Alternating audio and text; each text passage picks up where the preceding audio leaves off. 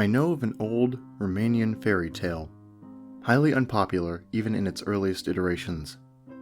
It might be based on a particular event, or perhaps it is an extrapolation from existing Slender Man stories. The translation I'm most familiar with goes a bit like this. Once upon a time, there were twin girls, Stella and Serena. They were brave little girls and had no fear of the dark, nor of spiders and other crawling things. Where other young ladies and even young boys would cower, Stella and Serena would walk with their heads held high. They were good girls, obedient to their mother and father and to the word of God.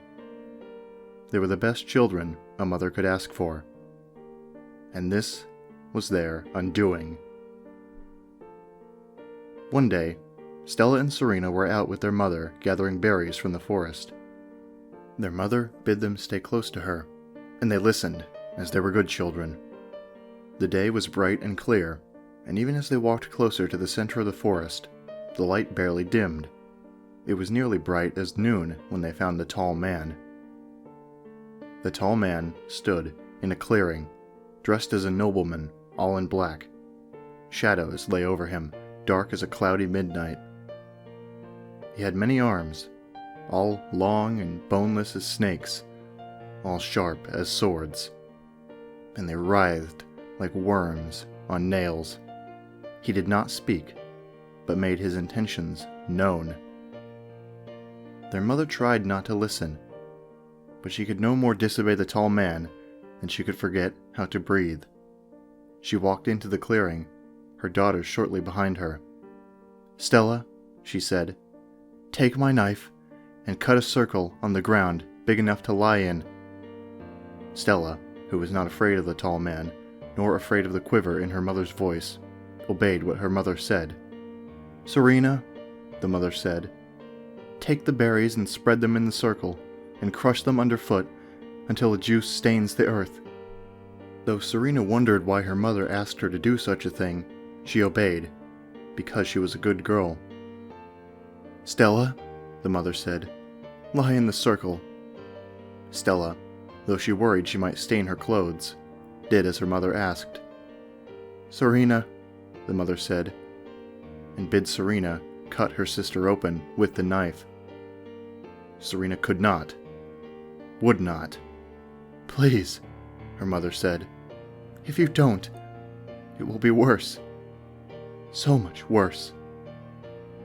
But Serena could not, and she threw the knife away and ran home, crying. She hid under her bed, afraid for the first time in her life. She waited until her father came home from the fields and told him of the terrible thing she had found in the woods. Her father comforted her and told her she would be safe. He went to the woods, his axe in hand, and as he commanded, she stayed by the hearth, waiting for his return.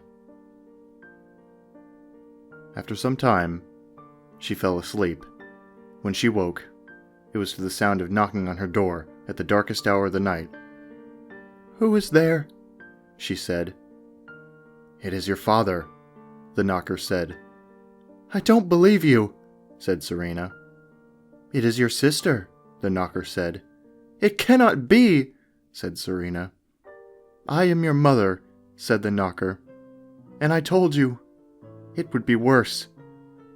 And the door, locked tight before her father left, fell open as if it had been left ajar, and her mother stepped in, her sister's head clutched in one bloody hand, her father's in the other.